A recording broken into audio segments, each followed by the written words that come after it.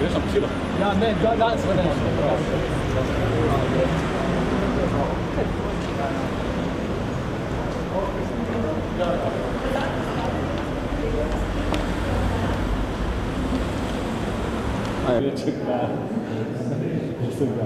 Prvič, ko sem prišel, takrat sem kao slišal, kakšno sem prišel,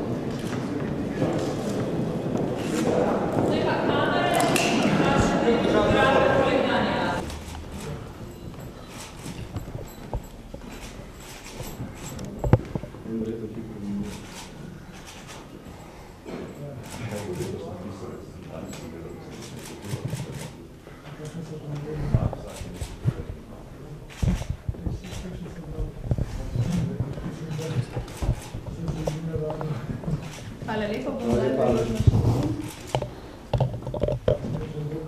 Hvala. Hvala lepa, če druga runda. Hvala.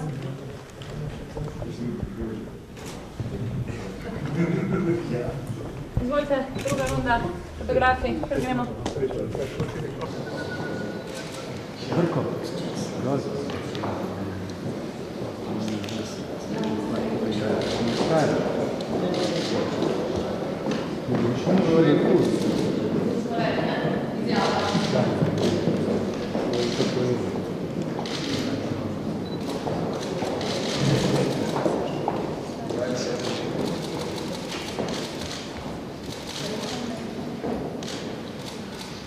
Dober dan in dobrodošli na tiskovni konferenci, na izjavi predsednikov po drugem srečanju. Lansko leto smo se predsedniki države, vlade, državnega zbora in državnega sveta srečali prvič. Takrat smo menili, da je ob začetku mandata nove vlade, glede na izkušnje, po potrebi o sodelovanju, ne nazadnje tudi med institucijami politične države dobro, da vsaj izmenjamo mnenja, mogoče kakšna tudi uskladimo. To se je lansko leto zgodilo in nekaj stvari se je tudi za voljo sestanka preteklo leto zgodilo. Bilo je nekaj simbolnih in stvarnih dejanj, ki so pripomogla k temu, da je prišlo do ene opaznejše narodne pomiritve in sprave, ne samo zaradi sprejetja zakona in spomenika, ampak tudi zaradi cele vrste majhnih simbolnih dejanj. Bila je sprejeta strategija in deklaracija o zunanji politiki, bil je sprejet fiskalni zakon. Mislim, da smo na primeren način praznovali 25. obletnico prvih demokratičnih volitev. Tako da se je v bistvu čez leto dni pokazalo, da je koristno, če se štirje predstavniki štirih ustanov politične države enkrat letno sestanemo na sestanku, ki je posvetovalne narave, izmenjamo stališča in, kolikor je mogoče, kakšne stvari tudi uskladimo. Namen srečanja je, da se pogovorimo o zadevah države, kjer bi sodelovanje teh inštitucij lahko koristno pripomoglo k njihovemu uspešnejšemu reševanju. V ospredju pogovora danes je bila varnost iz razumljivih razlogov. Slovenija je varna država. Potrebni so ukrepi, da tako tudi postane. Dejstvo je, da smo zlasti v mednarodnem prostoru priče novim varnostnim tveganjem, to pa po našem mnenju kliče po potrebi, da se oceni ustreznost pripravljenosti ustanov, ki skrbijo za varnost države, in se po potrebi predlaga njihovo modernizacijo, ki bo ustrezala izzivom aktualnih varnostnih tveganj v mednarodnem okolju. Pri tem pa naj povem moje osebno mnenje, ko pravim, da je Slovenija varna država in ko menim, da imamo velike možnosti, kolikor je to v naši moči, da tako tudi ostane. Da je najbolj pomembno za varnost države v najširšem pomenu te besede gospodarsko okrevanje. Če bo Slovenija gospodarsko okrevala in če bo to vodilo do potrebne socialne kohezije, je to glede na sedanje izzive varnostne narave, s katerimi se mi soočamo, za našo varnost to najbolj koristilo.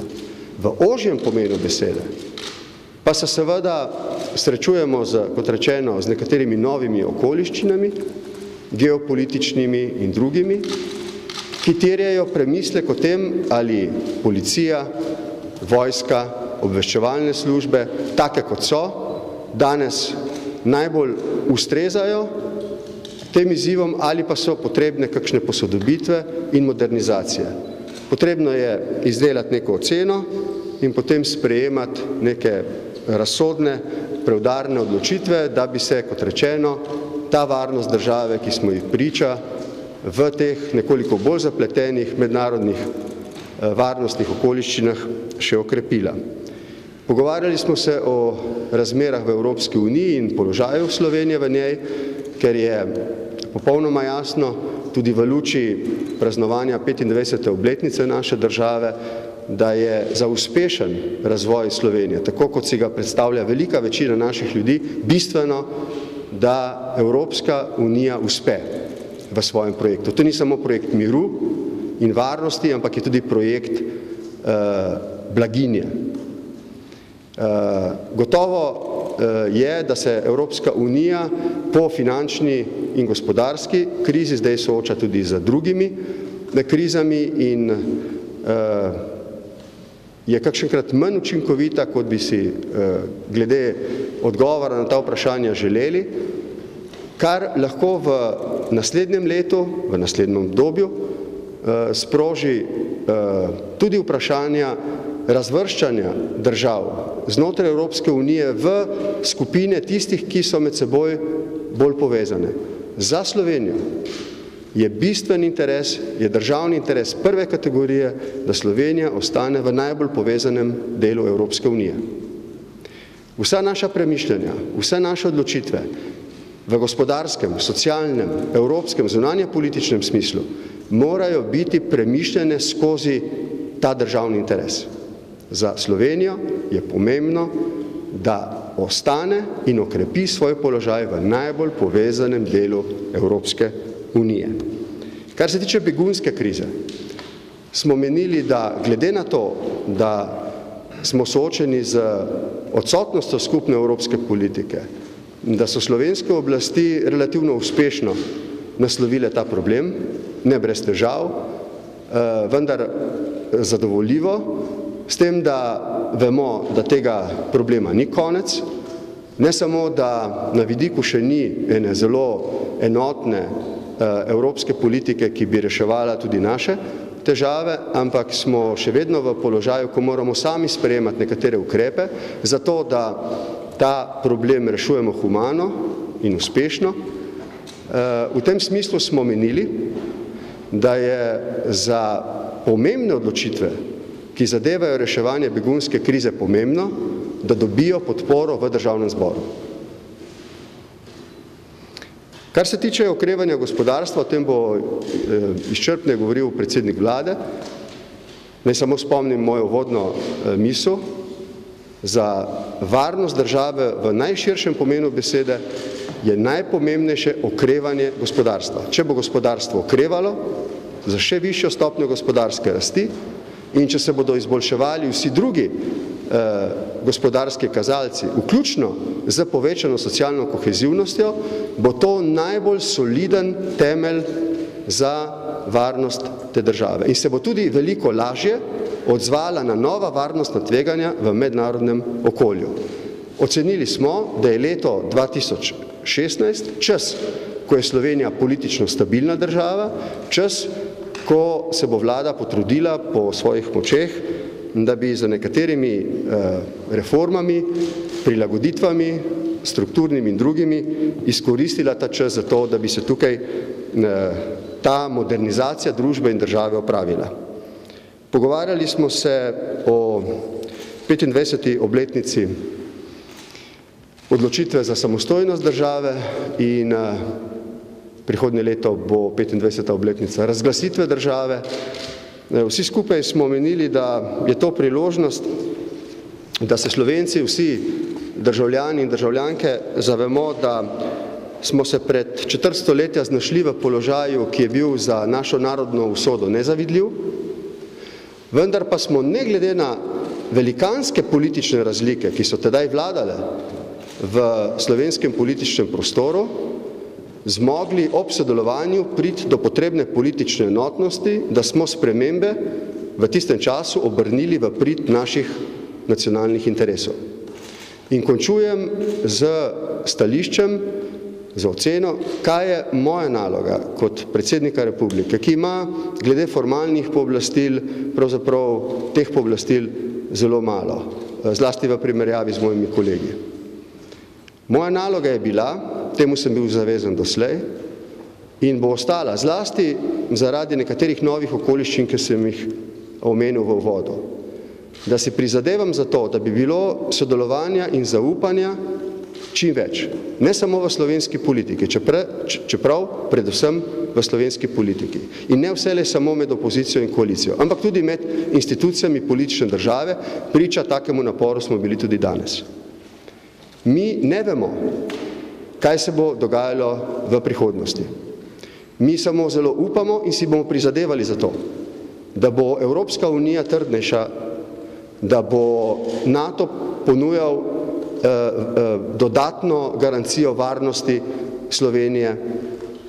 Mi samo upamo in bomo delali vse za to, da bo Slovenija gospodarsko krepkejša, socialno bolj povezana in da bomo imeli varno perspektivo.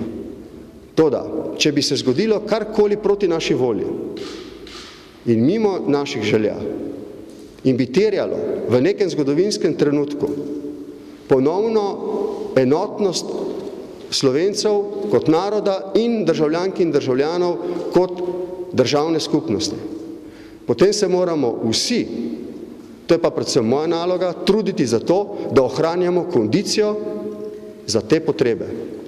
Ni nujno, da se glede vseh stvari strinjamo. Mi smo demokratična družba in med nami so razlike. Pri nekaterih razlikah bo tudi ostalo. Ampak ne glede na te razlike ali pa prav zaradi njih, se moramo truditi, da med nami obstoji prvič medsebojno spoštovanje, potrebno zaupanje in zlasti sodelovanje. Vse to troje je pomembno zato, da če bi se, kot pravim, proti našim željam in proti našim pričakovanjem v prihodnosti zgodilo karkoli podobnega, kot se je pred 25 leti za usodo našega naroda, moramo biti takrat v politični in siceršnji kondiciji, da stopimo skupaj, ugotovimo, kaj je naš nacionalni interes in ga tudi uveljavimo. Predsednik Državnega zbora. Hvala lepa, lepo pozdravljeni tudi v mojem imenu. Torej, pozdravljam najprej priložnost za izmenjavo stališč in pogledov in tudi sodelovanje inštitucij, ki jih vsi štirje predstavljamo. Kot je že bilo povedano, smo precej pozornosti namenili varnosti, kjer smo ugotovili, da obstajajo spremenjene mednarodne razmere, ki zahtevajo strateško prilagajanje in seveda bo tudi Državni zbor znotraj tega opravil tisto, kar bo pač potrebno za takšno strateško prilagajanje. Strinjam se z oceno, da je za obstoj, delovanje in prihodnost Republike Slovenije ključna Evropska unija in da je potrebno narediti vse, da se ta Evropska unija kot ekonomska in politična tvorba ohrani. In pri tem stališču je pravzaprav vprašanje razvrščanja, ki se običajno postavlja, tisto, ki ni najboljše in ki prihodnosti Evropske unije ali pa prihodnosti Evropske unije tako mednarodno kot znotraj, kot ekonomskega projekta, ja, ta prihodnost ne zgleda, kot bi človek temu rekel, takšna, ki bi ustrezala razvoju Slovenije. Za Slovenijo je ključno, da se Evropska unija razvija in da se tudi politično poglablja, ne samo zaradi tega, ker je takšna država, kot je, ampak tudi zaradi varnostnih in tudi vpliva, ki naj bi ga Slovenija imela v mednarodni skupnosti. Pozdravljam oziroma lahko tudi v imenu Državnega zbora pozdravim vsa prizadevanja vseh pri dosedanjem reševanju begunske krize in se hkrati zahvaljujem vsem, ki so to obvladovanje omogočili, tako v uradnem svojstvu kot v bistvu kot prostovoljci. Se pa absolutno strinjam, da bo za kakršnokoli nadaljne prelomne odločitve glede tega vprašanja Državni zbor tisti forum, znotraj katerih je takšne odločitve potrebno na ustrezen način legitimirati oziroma pač ponuditi tisto politično podporo, ki si jo zaslužijo. Poleg tega pa seveda omogočiti tako sodelovanje z sosedi, kot na drugi strani tudi z ostalimi nivoji oblasti, še zlasti lokalno oblastjo.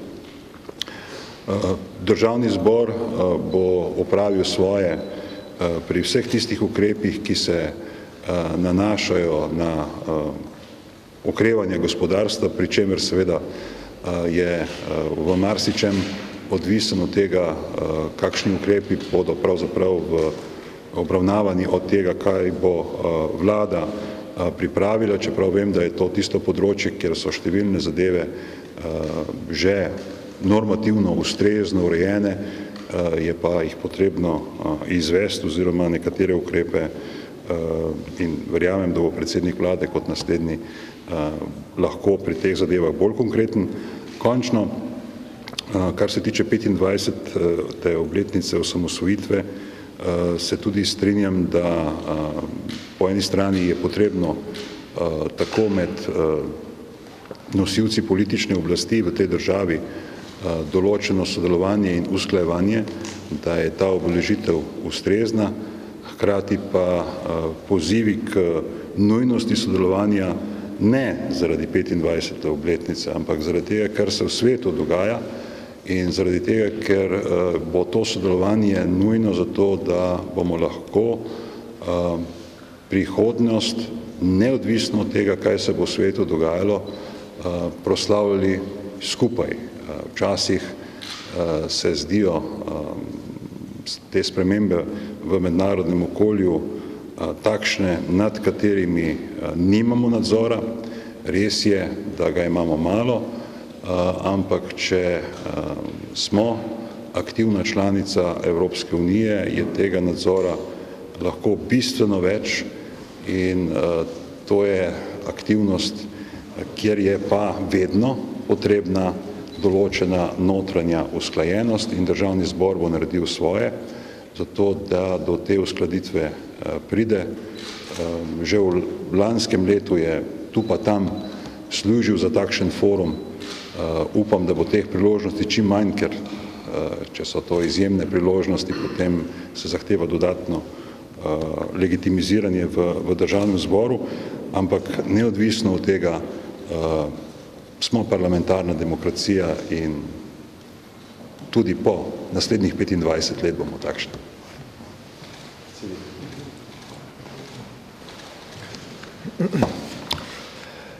Spoštovani, lep pozdrav vsem skupaj. Tudi sam soglašam s tem, da je pomembno in koristno, da se predsedniki na ta način vsaj enkrat letno sestanemo, da tudi sicer komuniciramo med seboj o vseh pomembnejših zadevah glede naše države in naše družbe. In tudi današnji sestanek oziroma to neformalno srečanje je pokazalo, da se znamo konstruktivno pogovarjati o pravih zadevah in na nek način izkazivati to, kar je nujno za Slovenijo in njeno prihodnost, da torej sodelujemo, izmenjujemo stališča, smo tolerantni tudi do različnih mnenj in da predvsem vsi skupaj iščemo rešitve za to, kako bo bolje naši državi, našim državljanom in seveda tako tudi vsem okoli nas. Osrednje vprašanje varnosti nas seveda zaposluje že nekaj časa. Vsi predsedniki smo enotnega mnenja, ko ste videli, da je pravzaprav treba temu vprašanju nameniti veliko pozornosti, da pa to ni vprašanje, ki bi bilo izolirano od ostalih vprašanj, da nima od vprašanja gospodarstva, vprašanja socialne varnosti državljanov, od vprašanja konsolidacije javnih financ in tako dalje, kajti družba je uspešna samo, če je sorazmerno uspešna kot celota, če kljub prioritetam uspeva imeti neko ravnotežje, ravnovesje med vsemi sferami. In zato si naša vlada prizadeva in si bo prizadevala tudi v prihodnje. Na področju varnosti vemo, da smo ta hip pred izzivom te velike begunske oziroma migrantske krize in pa seveda predvsem novih brutalnih oblik terorizma. In tukaj pa Slovenija, kot je bilo rečeno, se zaenkrat zelo uspešno sooča s temi izzivi, predvsem zahvaljujoč, bi rekel, vsem našim podsistemom in prizadevnim policistom, vojakom, pripadnikom civilne zaščite, zdravstvenim delavcem, prostovoljcem, pripadnikom, bi rekel, humanitarnih in drugih nevladnih organizacij, pa tudi vsem ljudem v občinah in ostalim, ki se jim ob tej priliki še enkrat zahvaljujem za vse napore ob, bi rekel, obvladovanju te migrantske krize, ob tej humanitarni človeški drži, pa tudi ob zagotavljanju varnosti, kar je izjemnega pomena. Seveda pa to predstavlja za Slovenijo nek tudi izziv v prihodnosti in kot je rekel predsednik države, tudi tu delimo seveda stališče, da je treba načrtovati to prihodnost, da ni dovolj, da se zanašamo na to, da smo operativno sposobni se danes in jutri soočati s to krizo, ampak da moramo na te izzive, ki jih ta kriza postavlja pred širšo Evropo, pa tudi svet, odgovoriti z novimi strategijami in tu bo treba v prihodnjih dnevih, mesecih seveda še dodatno angažirati vse deležnike, tako stroko kot pripadnike vseh teh državnih in drugih institucij, da bomo skupno kos tem nevarnostim izzivom, ki seveda se nas dotikajo tako ali drugače. Kot rečeno, je varnostna situacija zaenkrat stabilna, je pa budnost vseh državnih organov, ki so zanjo zadolženi, vključno seveda z vlado in menoj, bistveno povečana. Zavedamo se, da ob migracijah in ob drugih dejavnikih, kot smo bili delimo priča ob zadnjem terorističnem napadu v Franciji, je treba biti nadvse buden in nenehno usposabljati podsisteme, da spremljajo dogajanje in da so v stiku z vsemi sistemi tudi v drugih državah. Slovenija je članica Evropske unije, tudi članica NATO in številnih drugih pomembnih mednarodnih organizacij. To svoje članstvo jemljemo in bomo jemali nadvse resno, zato se bom še posebej tudi v nadaljevanju tega mandata prizadeval svojo vlado. Seveda pa to članstvo pomeni ne samo to, da se trudimo izpolnjevati svoje dolžnosti, ki ga takšno članstvo prinaša, pač pa tudi, da skrbimo za razvoj teh organizacij. Če se osredotočim na Evropsko unijo, to pomeni, da nam ni vseeno, kaj se dogaja z Evropsko unijo. Slovenija je članica Evropske unije kot takšne, je članica šengenskega območja in tudi članica evroobmočja, torej evroskupine. In v vseh treh pogledih smo nadvse odgovorni pri izvrševanju dolžnosti, hkrati pa si naša vlada in tudi sam prizadevamo, da te integracije delujejo, se razvijajo, tako kot so zamišljene, da se s tem ohranjajo evropske vrednote, ki smo jim vsi zavezani, in da s tem ohranjamo mir v Evropi in dobro politično, kulturno in drugačno sodelovanje med evropskimi državami, tako znotraj Evropske unije, kot tudi z našimi sosedami, denimo na Zahodnem Balkanu in drugod. In v ta namen kot predsednik vlade ne bom pristal na nikakršna izključevanja določenih držav iz dogovarjanja v okviru Evropske unije ali njenih posameznih integracij.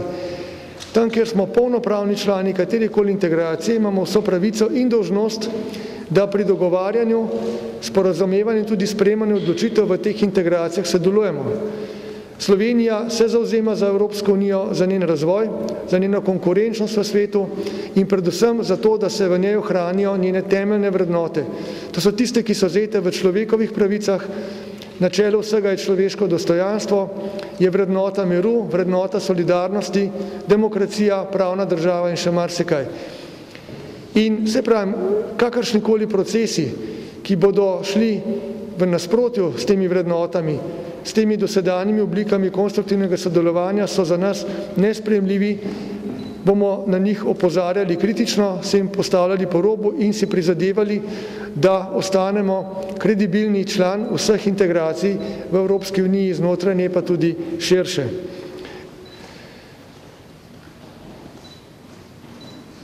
Glede delovanja vlade v prihodnjih mesecih, prihodnjem letu, tudi sam rečem, da seveda Slovenija ne potrebuje neke revolucije.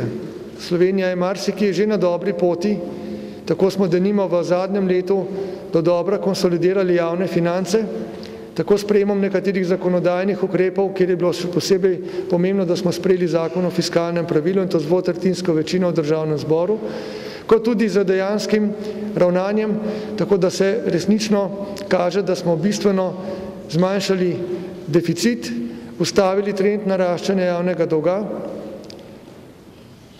in s tem seveda tudi pospešili porast dobrih bonitetnih ocen in na nek način jasno se začeli končno obnašati kot dober gospodar. Seveda pa to je šele prvi resnejši korak v tej smeri, ki je bil ključen, ampak v prihodnjih letih je treba s tem nadaljevati in tu bodo izzivi veliki in vlada se jih zaveda. Na tej poti bomo vztrajali, hkrati pa bomo spodbujali še naprej gospodarski razvoj, spodbujali bomo socialni čut v družbi, spodbujali bomo tudi predvsem v tem okviru zaposlenost, želimo si čim več zaposlenih ljudi, še posebej mladih, želimo si, da je vsakdo lahko deležen tega, da si z delom, z lastnim delom, z lastno kreativnostjo ustvarja prihodnost in v tej smeri bomo pač skušali čim bolj ustrezno v dogovarjanju s socialnimi partnerji, pa tudi občinami in drugimi še naprej izvajati spremembe na področju davčne zakonodaje, odpravljanja administrativnih ovir, to, kar denimo že počnemo tudi na področju javne uprave, vendar pa seveda so bili dosedanji ukrepi samo prvi koraki, ki jih je treba še bistveno nadgraditi. Eden od temeljnih izzivov bodo zagotovo spremembe v zdravstvu. Leto 2016 mora biti leto nekaterih korenitejših korakov v smeri spremembe zdravstvenega sistema na bolje. Kljub nekaterim začetnim korakom, seveda so glavni izzivi še pred nami in tu bo vlada seveda zelo osredotočena. Tu so potem še vsi ostali podsistemi od infrastrukture do pravosodja, od kulture do znanosti in šolstva in seveda vseh ostalih sfer, vendar poudarjam, ob tem, ko si želimo normalnega razvoja gospodarstva, tudi tega socialnega čuta v družbi, moramo seveda paziti, da se varnostna situacija ne poslabša in temu bo namenjena posebna pozornost. Tudi sam se pridružujem pozivu, da se še posebej o 25. obletnici naše države skupno, povezano, udeležujemo vseh obeležij, proslav, ki nas spominjajo na tisto obdobje, ko smo dejansko z neko veliko enotnostjo, z nekim velikim entuzijazmom, sodelovanjem, vero v prihodnost dosegli prelomen zgodovinski premik. Kot 2-milijonska država ob nasprotovanju skoraj da celega sveta smo uspeli, seveda s težkimi napori, ampak poudarjam, s sodelovanjem, s skupnim pristopom doseči neodvisno samostojnost. To je zadeva, na katero moramo biti absolutno ponosni, prenašati to kot neko pomembno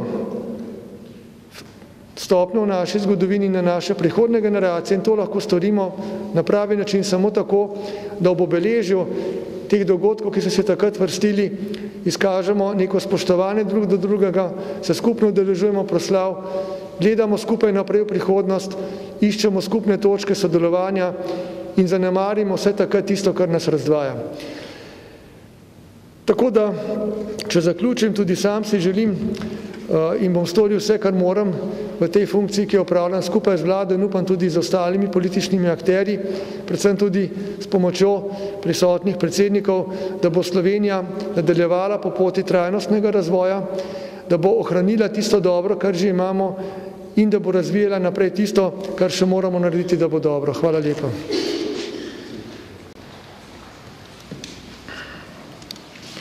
Spoštovane novinarke, spoštovani novinarji, lep pozdrav tudi v mojem imenu.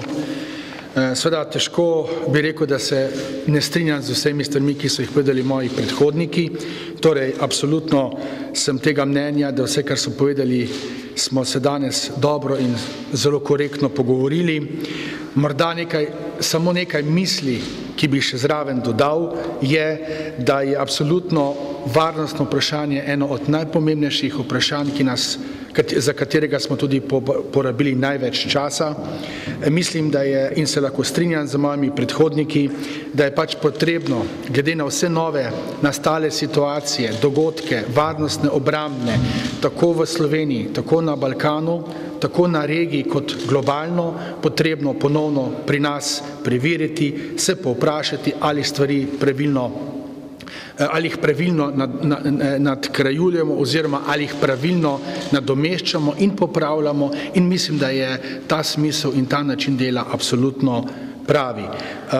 Zraven smo seveda dodali tudi mnenje, da glede na to, da v Državnem svetu je 22 predstavnikov lokalnih skupnosti, da bo na ta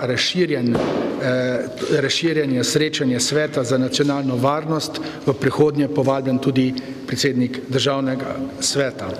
Naslednje vprašanje, ki je bilo razmere v Evropski uniji, vsekakor se strinjamo, da so razmere in stanje Slovenije v Evropski uniji tisto, ki se zavzema, da bi Slovenija postala aktivna in bila še naprej aktivna članica Evropske unije in tukaj verjamem, da vlada dela in razmišlja v pravo smer in podpiramo vsa prizadevanja vseh akterjev. Kar se tiče begunske krize, bi želel izpostaviti to, da je begunska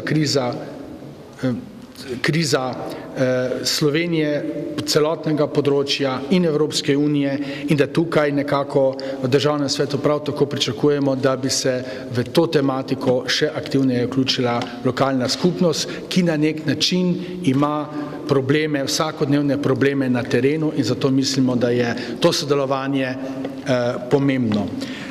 Gospodarski seveda ukrepi so tisti ukrepi, ki bojo varnostno in v tem načinu razmišljanja tisti pravi ukrepi in bojo tudi varnostno omogočili razmere za delovanje Republike Slovenije. Sam osebno sem izpostavil kar nekaj teh razmišljanj, eno, ki je ta, da je treba ponovno vrniti zaupanje gospodarstva v sodelovanju z vlado, namreč Ekonomsko-socialni svet je eden od tistih, ki bo v prihodnosti krojil nadaljnji razvoj te Slovenije in mislim, da je ta dialog nujno potreben in verjamem in upam, da se bodo te stvari na tem področju izboljšale. Sam osebno tudi mislim, da je trajnostni razvoj tisti, ki bo dal to najpomembnejšo vrednoto tudi Sloveniji, in če lahko izpostavim 3 stebre, ki so trenutno poznani, to je ekonomski, socialno-družbeni in okoljski, bi želel dodati 4. in 5. 4. je seveda steber, o katerem govori o kulturi, namreč to je v letu 2013 UNESCO že začel o tej debati razpravljati in mislim, da je ta 4. steber zelo pomemben. Kot primer bi vam rad izpostavil predsednika Rencija, ki je prav na področju varnosti in vsega tega področja za naslednje leto dal dodatni 2 milijardi, 1 milijardo je dal za varnost, to se pravi za policijske obrambne stvari, in 1 milijardo za kulturo.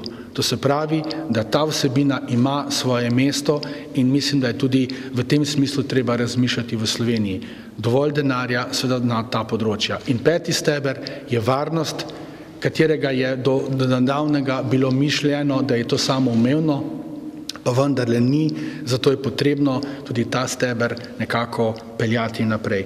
Kar se tiče še zadnje točke, to je 25. letnice samostojnosti Republike Slovenije. Tukaj bo Državni svet seveda tako kot z vsemi ostalimi inštitucijami aktivno sodeloval preko lokalnih skupnosti, preko medgeneracijskega sodelovanja, dialoga mladih in starih in pa preko rastoče knjige, katerega je letos Državni svet že 15. leto pokrovitelj, častni pokrovitelj in ki se dogaja na šolah, pri otrocih, pri ljudeh in mislim, da je to tista prava stvar, ki daje tisto pravo energijo življenja, razmišljanja, sodelovanja ob taki obletnici. Tega se moramo veseliti, želeti in seveda upati, da bomo lahko v naslednjih 25 letih živeli v srečni deželi, polnih priložnosti, ustvarjalnosti, kreativnosti in seveda zato se bomo tudi vsi skupaj prizadevati. Sigurno je to ena od takih priložnosti, trajnostni razvoj. Hvala lepa.